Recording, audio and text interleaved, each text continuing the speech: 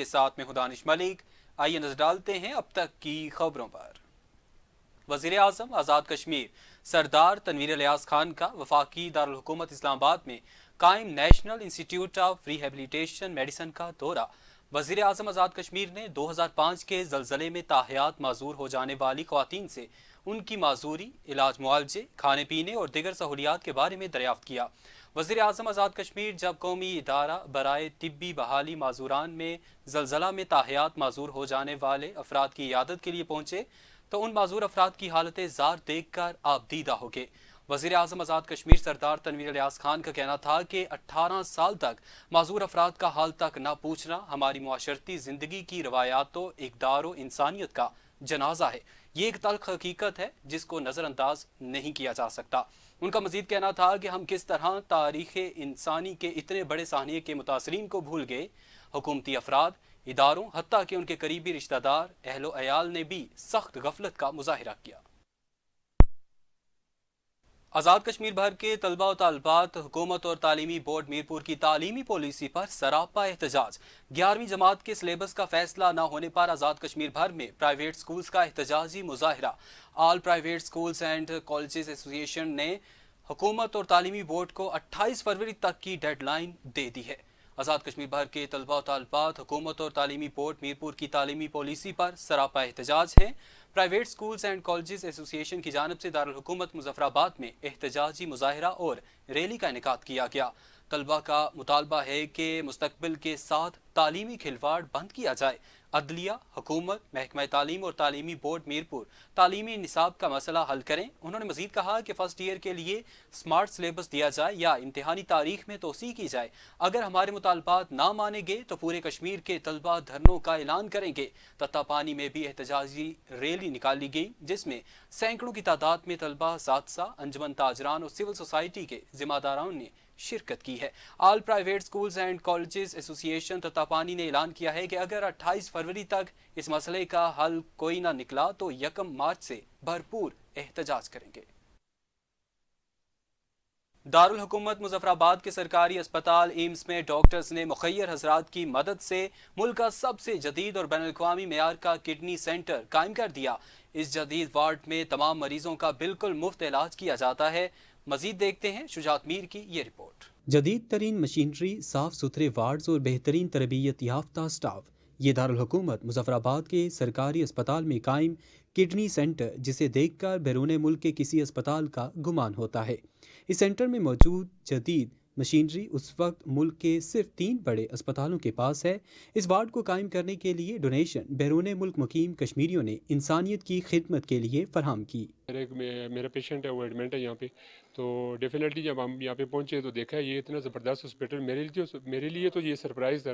جب ہم اندر آئے تو پتہ چلا یہ میں یہ سوچ رہا تھا کہ شفا میں کھڑے ہیں یا قائد اعظم میں کھڑے ہیں، تو اتنی زبردست، اللہ کرے ہمارے باقی ہاسپٹل بھی ایسے بن جائیں، خاص طور پہ حکومت کو توجہ دینی چاہیے۔ Incharge urology kidney ward doctor Naeem Butt کا کہنا ہے کہ بیرون ملک مقیم کشمیری کمیونٹی نے اس اسپتال کو جدید خطوط پر آراستہ کرنے کے لیے مکمل امداد کی ہے، جس کی بدولت کشمیری عوام کو علاج معالجے کی بہترین سہولیات دے رہے ہیں۔ میں نے سوچا کہ کیوں نہ ہمارے جو آزاد کشمیر میں بالخصوص جو ہمارے بڑے ہسپتال ہیں، عباس انسٹیٹیوٹ آف میڈیکل سائنسز میں، کہ اس طرح کا ایک ڈپارٹمنٹ ہونا چاہیے جہاں پہ جو ہمارے مریض ہیں گردے مثانے کے ریلیٹڈ بالخصوص جو بیماریاں ہیں، کہ ان کا بہترین علاج یہاں کیوں نہیں ہونا چاہیے کہ ہمارے مریضوں کو اتنا دور جانا پڑتا ہے۔ ای ڈی ایمز کا کہنا ہے کہ اس جدید کڈنی سینٹر کے قائم ہونے کے بعد کڈنی کے جملہ امراض، ڈیالسس اور یورولوجی کے وہ تمام مریض جو علاج کروانے بڑے شہروں کا رخ کرتے تھے اب ایمز اسپتال کے اس جدید وارڈ میں اپنا علاج کرواتے ہیں۔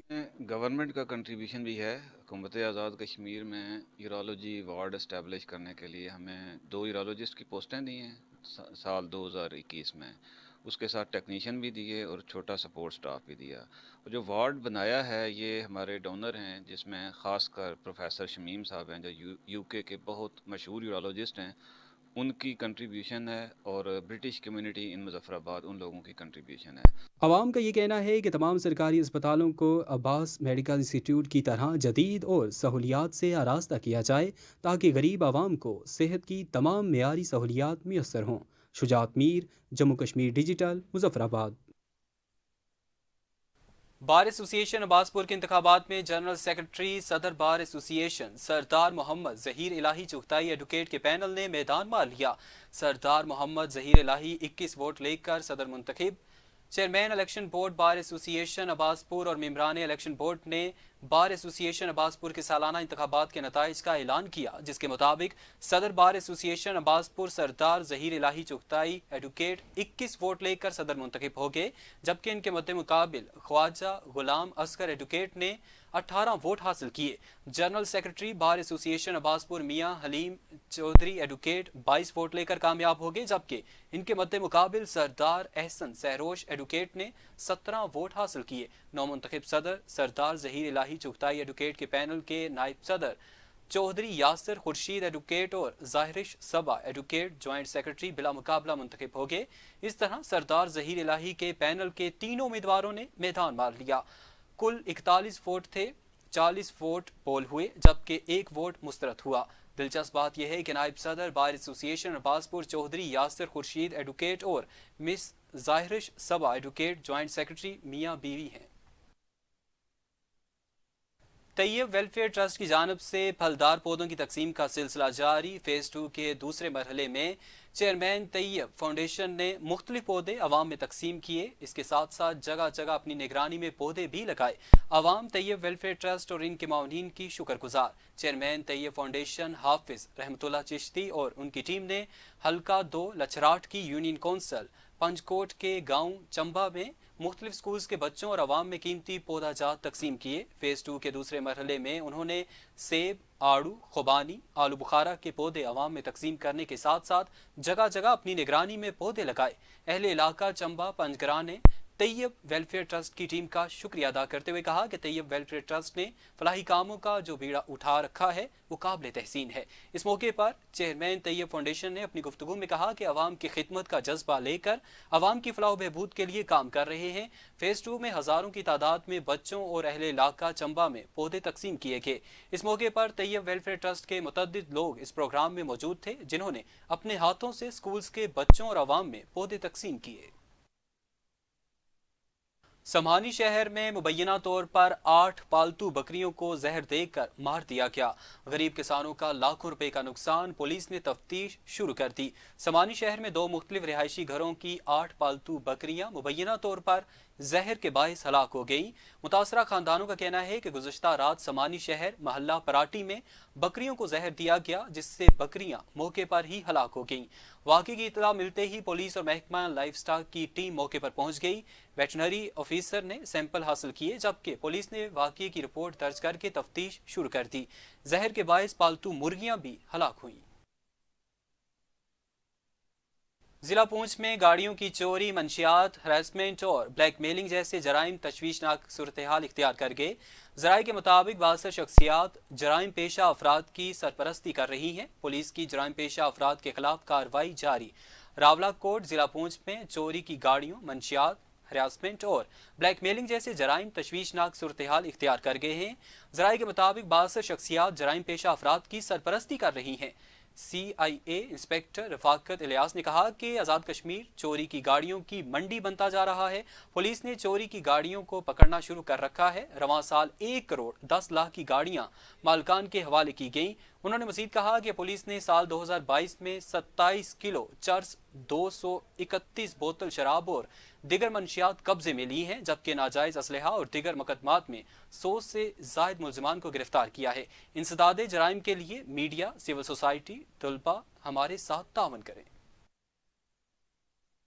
महकमा जंगलात पूंछ के ज़ेरे एहतमाम आज़ाद कश्मीर के साबिक वज़ीर आज़म सरदार अब्दुल क़य्यूम नियाज़ी ने रेस्ट हाउस ततापानी में पौधा लगाकर शजरकारी मुहिम मौसम बहार 2023 का इफ्तिताह कर दिया।